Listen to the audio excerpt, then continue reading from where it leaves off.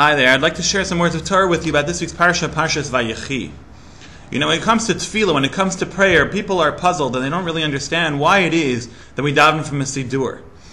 Wouldn't tefillah, which would be a personal expression between me and Hashem, be a better prayer? Why is it that we daven specifically from a siddur? And why is it that tefillah seems to be so regimented? So Rav Hirsch points out something that we find in this week's Parsha, which I think is an interesting approach to answering this question. One of the words that's used in Yaakov's blessing to Joseph is the word palel. And Rav Hirsch says that in halacha and in science there are two types of mixtures. The one type of mixture is where you take two separate ingredients, you combine them to form a new substance. Technically and theoretically, if you put that new substance into a process, you can separate the two elements one from the other.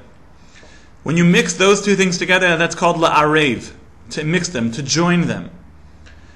And like we said, that compound can be split into two. However, there's another type of mixing, which is balel, or bilbul, or as we say in halacha, bilah. It's a mixture that once it's formed, those two elements cannot be separated one from the other. The word palel and the word balel, says Rav Hirsch, are related to each other. The idea of prayer, lihit palel, the concept is where I'm taking something outside of myself. That's the first ingredient. Then there's the second ingredient, which is myself. I'm taking these two things. The direction of influence of prayer is not that I'm praying for something to happen to me, but rather the direction of influence is actually one where there's an external truth that affects me where I am. Prayer, and specifically the prayer of the Siddur, it holds the keys in the way that it's designed by the Anshe Knesset HaGedolah, the authors of the Siddur. It holds the keys to the eternal truths that exist outside of us. And when I pray, I'm actually changing myself by ingesting these truths.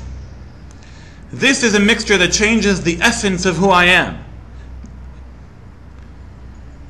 It's two elements. It's myself and the truths. And I'm joining the two so that I change who I am. So prayer affects me from an external position where I become a new person. It's the new me. The Mabit in the Beit HaElokim, in the Sha'ar Tefillah, in the second chapter, talks about the idea of repetitive tefillah. And he says a similar concept, and that is that we're trying to train ourselves. We're trying to teach our own psyche and change ourselves so that we come to this realization that we do in fact rely on Hashem for everything.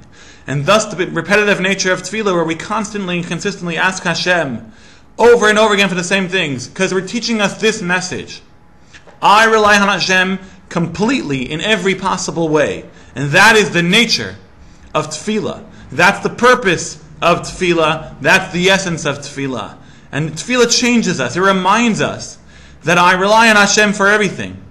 And without Him, I wouldn't be able to function. May we all merit having this close relationship with Hashem, where we come to the realization that we're not in control, but we do in fact need Him and require Him for every basic need. So that when we come to pray in the tefillah of Modim, Al nisecha shebechol yom imanu v'al niflosecha v'tovosecha shebechol eis erev avokim v'tzaroyim, that we do in fact rely and thank Hashem for every element of our existence. May we merit in fact having this idea and this cognizance, this awareness of Hashem in our life. Have a great Shabbos.